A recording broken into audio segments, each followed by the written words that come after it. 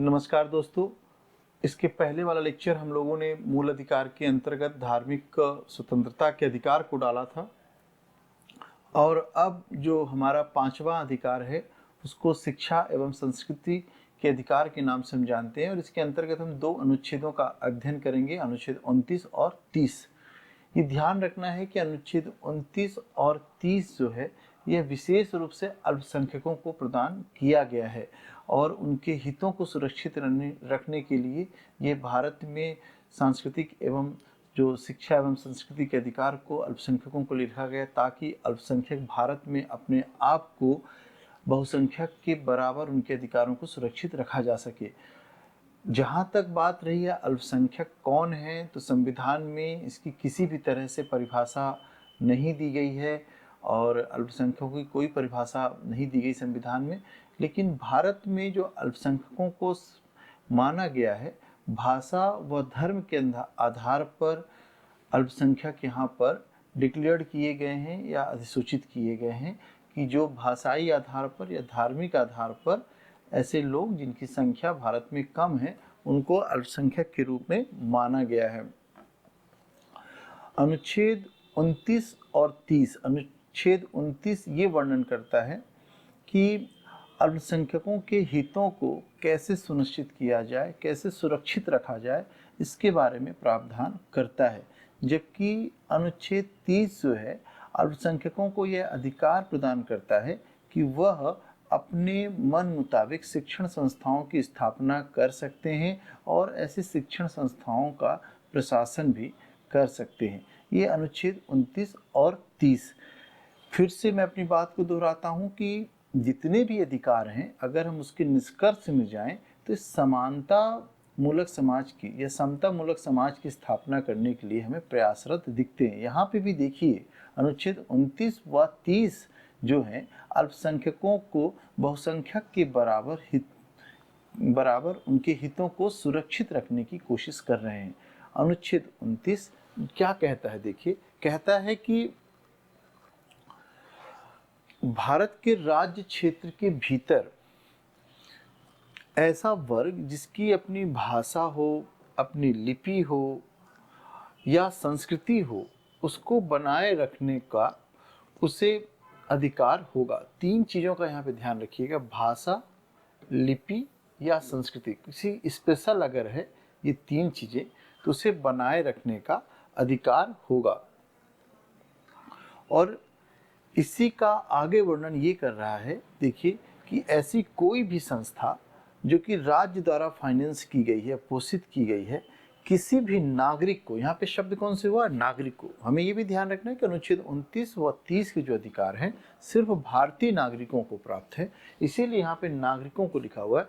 तो ऐसी कोई भी संस्था जो कि सरकार के द्वारा फाइनेंस्ड की गई है या वित्त पोषित की गई है, वहाँ पर प्रवेश देते समय विभेद नहीं किया जाएगा। किन किन आधारों पर विभेद नहीं किया जाएगा? धर्म के आधार पर, मूल वंश के आधार पर, जाति के आधार पर या भाषा के आधार पर या इनमें से किसी एक के आधार पर भेद नहीं किया जाएगा।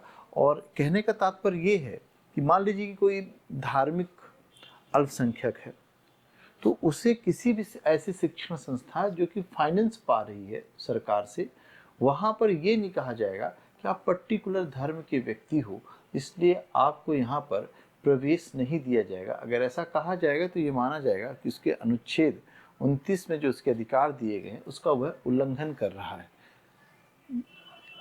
इसके बाद देखिए अनुच्छेद, एक चीज़ और यहाँ पे समझना है, पहला वाला जो पार्ट ये कह रहा है कि ये जो भाषा, लिपि की बात कही गई है, तो ये जो पहला पार्ट है हमारा, यहाँ पे ये जो तीनों चीज़ें दी गई हैं ये समुदाय के अधिकार हैं, इसके लिए समुदाय एफर्ट करेगा। जबकि ये जो दूसरा वाला अधिकार दिया गया है किसी भी शैक्षणिक संस्थान में प्रवेश करने से संबंधित, यह नागरिकों को प्राप्त है। मतलब ये व्यक्तिगत सम्मान की सुरक्षा कर रहा है और ये समुदाय के सम्मान की बात कर रहा है। दोनों में ध्यान रखिएगा। आर्टिकल 21 का फर्स्ट पार्ट जो है कम्युनिटी से संबंधित है, किसी भी माइनॉरिटीज़ के कम्युनिटी से संबंधित है, जबकि आर्टिकल 29(2) जो है वह नागरिकों को, पर्टिकुलर व्यक्ति को, समुदाय के एक व्यक्ति को ये अधिकार उपलब्ध कराने की बात कर रहा है ये। इसके बाद देखिए अनुच्छेद 30 के अंतर्गत स्थापित किसी शिक्षण संस्था, यहाँ पर समझिए अनुच्छेद 30 ये कहता है कि अगर आप कोई शिक्षण संस्था अल्पसंख्यकों के द्वारा स्थापित होती है तो अल्पसंख्यकों को अधिकार होगा कि वह ऐसी शिक्षण संस्था का प्रबंधन कर सके, उसके एडमिनिस्ट्रेटिव पॉलिसी, प्रशासनिक नीति का निर्धारण कर सके, आवश्यक समिति या शिक्षण का माध्यम की हिंदी में दिया जाएगा, किस भाषा में शिक्षा वहाँ पे दी जाएगी, हिंदी, उर्दू, जो भी उसको डिसाइड कर सकता है, टीचर्स की नियुक्ति कर सकता है। लेकिन इन सब अधिकार तो हैं, लेकिन एक अधिकार स्पष्ट कहा गया इस कॉन्स्टिट्यूशन में कि वह पाठ्यक्रम निर्धारित करने का अधिकार उसको नहीं होगा। पाठ्यक्रम डिसाइड करेगी सरकार, बाकी चीज़ आप कर सकते हो, शैक्षणिक संस्था की स्थापना कर सकते हो, आप चाहो तो समिति गठित कर सकते हो, उसका प्रबंधन कर सकते हो, प्रशासनिक नीति का गठन कर सकते, बना सकते हो, शिक्षण का माध्यम आप डिसाइड कर सकते हो, आप शिक्षकों को नियुक्ति अपने हिसाब से कर सकते हो, लेकिन पाठ्यक्रम डिसाइड करने का अधिकार यहाँ पर इन संस्थाओं को प्रदान नहीं किया गया है। एक बार मैं आपको, बहुत सारे बच्चे ये कहते हैं कि हम जब पढ़ाते हैं तो स्क्रीनशॉट की फ़ोटो नहीं ले पाते हैं। आप बिल्कुल स्क्रीनशॉट ले लीजिए इसका। देखिए आर्टिकल 29 में अल्पसंख्यकों के हितों को प्रदान किया गया है, जबकि 30 में उनको शिक्षण संस्थाओं की स्थापना और प्रशासन करने का अधिकार प्रदान किया गया है। आर्टिकल 29 के डिटेल लिखा हुआ है कि क्या क्या किया गया है। 29 में 1 और 2 अनुच्छेद इसके अंतर्गत रखे गए हैं। इसके बाद ये इसको भी ले लीजिएगा कि आर्टिकल 29A जो है ग्रुप की बात कर रहा है, ग्रुप के अधिकार की बात कर रहा है, जबकि 29(2) जो है नागरिकों के व्यक्तिगत सम्मान की रक्षा की बात कर रहा है।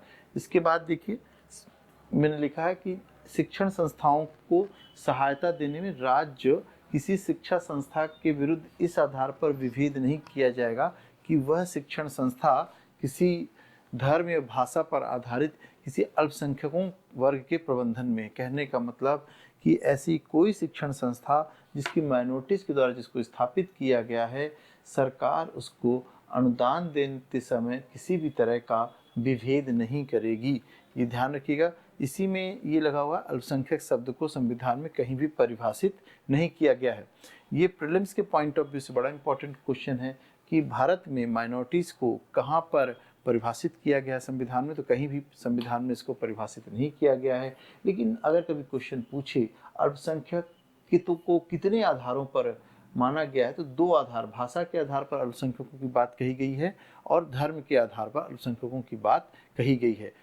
तो ये था हमारा आज 5वां मूल अधिकार। बहुत छोटा सा अधिकार था ये। इसके बाद अगला वाला लेक्चर थोड़ा सा लंबा होगा, जिसमें हम संवैधानिक उपचारों की चर्चा करेंगे बच्चों। और इस पूरे टॉपिक को पढ़ने के बाद आपको मूल अधिकार से संबंधित एक व्यापक दृष्टिकोण प्राप्त हो सकेगा। आप प्री और मेंस की जितने भी क्वेश्चंस हैं उसको लगाने की क्षमता विकसित कर पाएंगे। मूल अधिकार के बाद हम लोग डीपीएसपी में आएंगे, नीति निर्देशक तत्व, और उसको डिटेल पढ़ेंगे। फिर इसके बाद देखेंगे फंडामेंटल राइट्स और मूल निर्देशक तत्व में क्या अंतर है। इन सब टॉपिक को हम कवर करेंगे। Thank you.